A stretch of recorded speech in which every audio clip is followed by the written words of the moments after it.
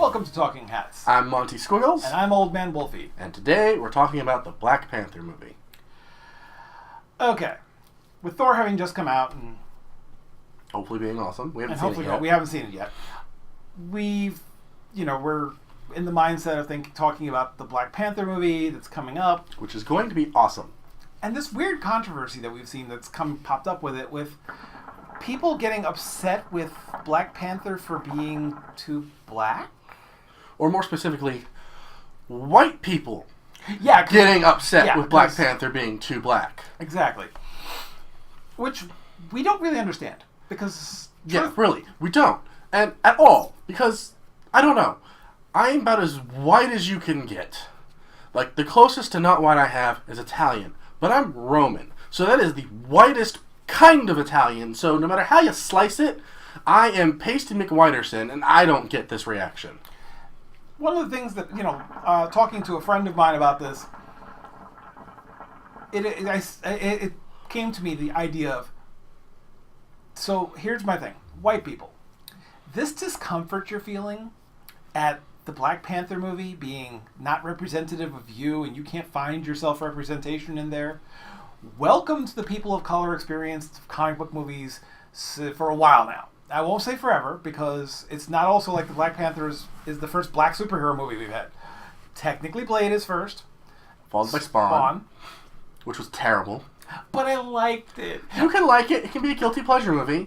But you cannot sit there and tell me it's anything but terrible. Yeah, it is pretty freaking awesome. It is pretty awful. But it's kind of like it's guilty pleasure pop bubblegum movie. But I'll give you that one. Yeah. And Blade, I think, flew under the radar of this particular issue. It's not an issue, well, people. The thing is, it's because of the way it was presented. While he is a Marvel hero technically, that movie came out during the height of the vampire movie craze. It was presented as such, and even though he had Marvel's name on it, it didn't feel like a superhero movie. Also, you have to figure that, there was the counterbalance of they had one black person and, like, a slew of white people. Yeah. Most of whom wind up dying at his hand. So there's that too. There's not a small hint of blaxploitation in that as well. But it just boggles my mind, the argument that I keep hearing, the weird kind of gnashing reaction and to it. wailing of teeth. But it's there's a couple of issues here. One, it's not as big of an issue. It's not like a huge problem. I don't think this is the controversy is gonna hurt the movie at all. But it's just funny that the vocal minority, the loud vocal kind of angsty white person minority. It's like, dudes, you have plenty of movies that cater to you. This one's not one of them. Doesn't mean it's not awesome. Doesn't mean you can't enjoy it. Get over your pasty white selves. Right. Basically, my thought on the matter is, it doesn't have to be about you. The movie is still for you. Don't think to yourself, well, this movie isn't for me. Yeah, sure, it's a Marvel movie. All Marvel movies are for fans. For the fans. And Marvel's trying to do as general an audience appeal for all of their movies. And this is just a natural counterbalancing. I mean, it makes perfect sense. It's really, everything about this movie just hits all the right numbers. Those trailers, man, like, whoa. Ooh, yeah, those trailers are fantastic. And speaking as, I'm mixed race. So the thing is that, for me, I've always kind of had to hodgepodge together what representation is such a weird concept to me, because I'm like, there's nothing really that represents me either way. So I'm kind of like...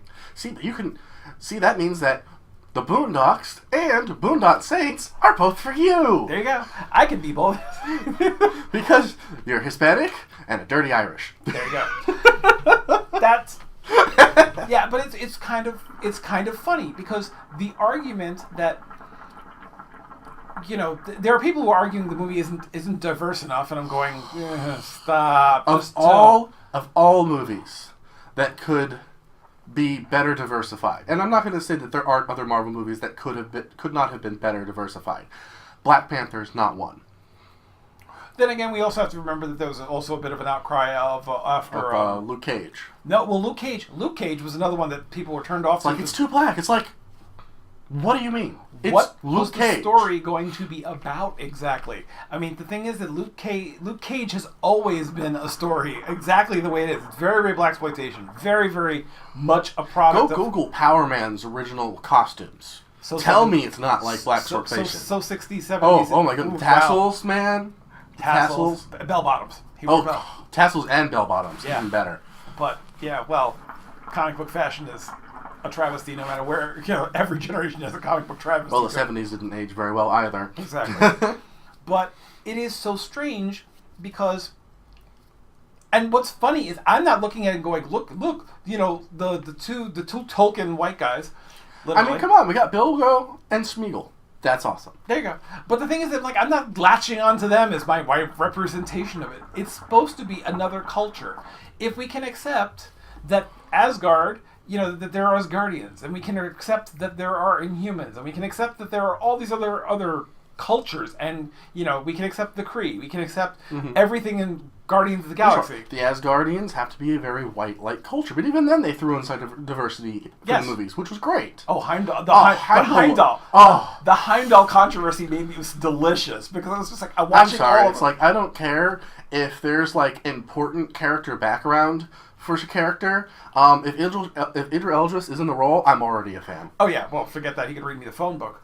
But the thing that was funny, just watching the wailing and gnashing of tears of the white nationalist idiots who glommed onto... Because, yes, the original Norse myths and stories that the Asgardians in Marvel are based upon are a Teutonic culture. They are almost about as white as you get. Well, but however, the Asgard in the Marvel Universe is not a monoculture. It's never presented as a monoculture. So it's going to have the strong Nordic overtones, but it's not a monoculture. It's not supposed to just be white people. Yeah, and not to mention that the Nordic people were also notorious for, especially later in the Viking area, were interbreeding all the time. They were. You want to have them not rape and pillage you? Say, hey, tell you what, guys. How about we give you this nice coastal land? You don't kill us and rape our women.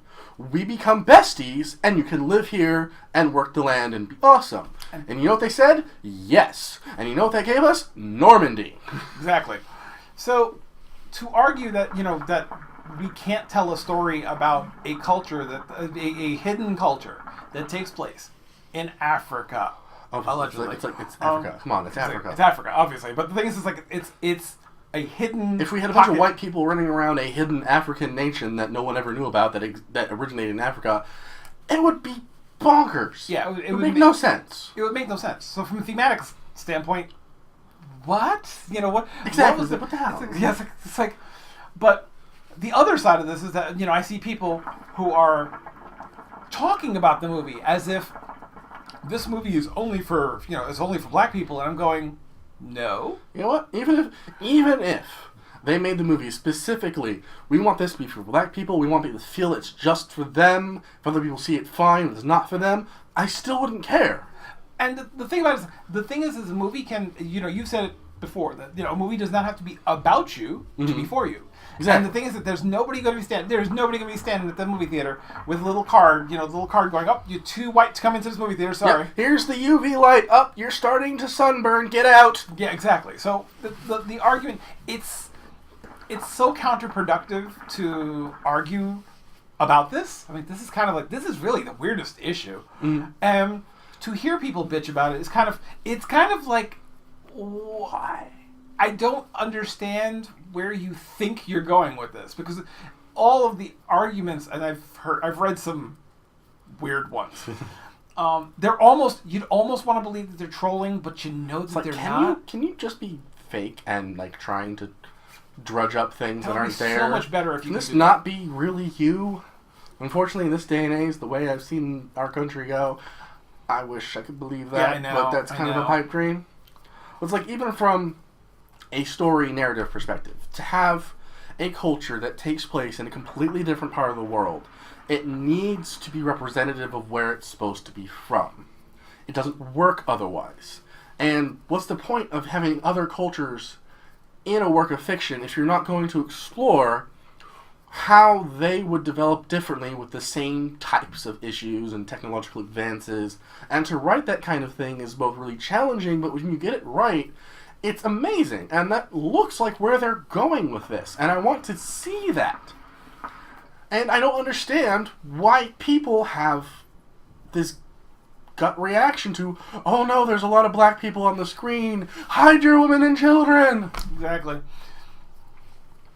It just doesn't add up. At all. The other thing is that, like, the cast is phenomenal. The costumes, oh my god, the costumes. Oh, the costumes are amazing. It blew me away because it is the most awesome, stylized, It manages fashionable. to be both obviously African and incredibly modern at the same time. Exactly. And Wakanda itself is just amazing. Whoever they got to design the architecture for what Wakanda is and what their technology looks like, they should win a prize at the Oscars or whatever. That's Oscar worthy in my opinion because it's just from what I've seen. I can only imagine what the movie's going to be like. Yeah, I'm wondering. It's like Bucky's going to have to show up in this thing at some point, don't you think? Though. Probably, maybe just in the background, frozen in a little bed. But hey, yeah. Yeah, Bucky, you know. It's like, don't worry, we didn't forget about the Buxicle. Yeah, the Buxicle. He's still here. We may not use him, but the Buxicle is still here. I'm just my major concern about the film is that we're not going to have the one cameo that I just feel would be weirdly necessary. It's like, not if they didn't have Samuel L. Jackson somehow appear in this, it would be so funny because it's like, but he's the one black character that's been here all the time, or almost all the time anyway. But it's like, but it would be just so awesome. Of course, yeah, but how, like if Black Panther met Nick Fury. Like, how would that play out? I would pay to see that. How that would that should be an outtake or the after credits. Nick Fury is like the least diplomatic person in the entire Marvel universe without actively working against himself at the same time. And then you have And T'Challa couldn't be more different. Yeah, it's like that's the dignified king of Wakanda who's got to be the diplomat. And all of a sudden, this crazy half-blind man, it looks like a hobo, is like spouting things like he's in charge. It's like, what do you say to that? That's like why this is. I'd pay to see that. That would definitely be hilarious in the movie. Just because it would be kind of the thing that should happen. Really should happen. And Nick Fury knows about Wakanda because of course Nick Fury. But yeah, exactly. But we just don't. I mean, neither of us can kind of wrap our heads around where these. I've never understood that type of reaction to white people in general. And you think I could at least see where they're coming from, even if it's not any way I react. But no, it's like it's still complete madness to me. I mean, the only thing I can say is there is this kind of weird, not discomfort. It's the thing of what do I latch on to? Like, it's. The natural tribalistic instinct of people is to kind of gather with like with like. Mm. There is a tendency. I mean, that's how we've survived as long and as well, and then adapted as well as we have when we've gone into new environments. It's our herd mentality. That is kind of a benefit to our species as a whole, as much as it in these days is working against us. Exactly. But the thing is, there's this kind of I won't deny that there is this kind of moment where I'm like, well, this is going to be entirely new. I'm not gonna have the built-in frame of reference, but I don't know, kick-ass guy in a panther suit. I'm game with that. Yeah, it's like I'll latch onto that character. I mean, I've watched movies with much harder premises to stomach than anything with DC. DC. Yeah. The animated movies get it right. And everything else kind of bollocks it up every step of the way.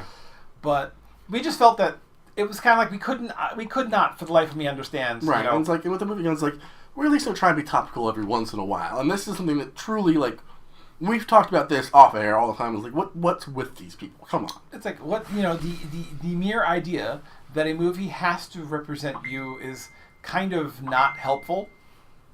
At all? See, this is why I silence my phone. I know. But bear is bad. Yeah, well, I thought I had done. So I thought I turned. Well, I was going to turn the phone off, but that's okay. I just fail to grasp the reaction from people. Actually, no, I'm just kind of more saddened than anything. Yeah, unfortunately, this is a reaction we're seeing with a lot of people these days. I know. It's like, and I will tell you that like there's a big portion of my friends on Facebook, all the people that I know, who are chomping at the bit to see this movie, because the Marvel movies, despite mishaps here and there, have been overall good. And like Guardians of the Galaxy 2 hit the marks. That was amazing. Yeah, Guardians of the Galaxy 1 was just come out of nowhere kind of like amazing movie. Mm-hmm. And all the positive review I'm hearing on 4, and it's good to have a fun cinematic experience. And that's the other thing about Black Panther is no matter what else it's going to have in it, I think it's going to be a fun movie. Yeah. And, despite whatever trials and, difficulties that Wakanda and T'Challa. Just the way that in Civil War, the way T'Challa acted and reacted to things was so different from every other character. So it's nice to have that perspective. It's nice to see. It's going to be nice, to see this culture, to see this, where all these characters come from, the inter-struggles between them. I'm also. It's going to be interesting seeing Andy Serkis as, I honestly never picked up that it was him, because I'm not used to seeing his face on screen. Let's be honest. Right? He's an amazing actor. He does a lot of work. Very rarely is it ever with his own face. And the thing is that not only is he's playing Claw, which, the guy originally had a sonic cannon on his hand, but apparently now it's something that pops out of his hand or something. Oh, hey, he still might get his sonic cannon. I mean, come on, we've only just met him. Yeah, it looks like they might look, hey, maybe they'll lop off a bit of him or something. But I don't know. I'm just, it's going to be a cinematic experience. I'm going to be doing opening night. I don't care what anyone else says. Seriously, it's like, actually, I know a character I can latch on to. Bilbo. I don't know the character's name. I don't remember. Martin Freeman. Oh, no, the actual character. The characters. Well, I didn't know the actor's name either. Yeah. But I remember him from Civil War. Right. But he was kind of a side character. Mm-hmm. But his reaction's like, I've seen all this, and this. I can't wait to see what you can show me. And I'm like, yeah, see, that's exactly how I feel. I'm like, dude, I've seen some crazy shit, and you are the guy to be with to see some more awesome shit. I am with you all the way. Exactly. So there you go. There you go. That's who I can latch on to. Yep. We're going on an adventure. The magic Lupita. Yeah, that's a Lupita, Charlie. Now, that covers pretty much that particular issue. The next issue is going to be BlizzCon, which we are in the middle of watching, actually. Yes. Right? We're doing our Blizzard fanboying and squeeing all over. We saw the first quarterfinals, Sweden versus UK, and with the exception of a few matches where UK was pushing hard, and they managed to win one round out of the entire thing. Sweden just, and on that last match, curb stomp. Sweden just sweeped in and just took everything on both Scott Industries. It was amazing. It was glorious to watch. But then again, Sweden when they did the third place match for that, honestly, the third place match for last year's World Cup was the best match in the entire World Cup. That was like edge of the seat match right there. Who were they playing? Finland. It was Sweden and Finland, and that was a close match. That was amazing. It was Team Chocolate versus Team Ikea. It's like we're excited to see. I guess excited is the word for it. U.S. versus South Korea. Hoping we don't. I mean, I don't know if we're gonna win, but I'd very much like us to not at least get curb stomped. Let's at least have fighting chance. So it's like, yeah. By the time this airs, we'll find out what the actual result will have been, and we can probably commiserate over what horror that will be. We'll be back on Monday. Mm-hmm. Fingers crossed with our BlizzCon review. Mm-hmm. Our BlizzCon review, which is going to be reviewed tomorrow at some ungodly hour, I'm sure. Already the announcements that we've been seeing have been great, right. But we're going to save our reactions for those for the next video. So until next time, I'm Old Man Wolfie. I'm Monty Squiggs, and you have a great day.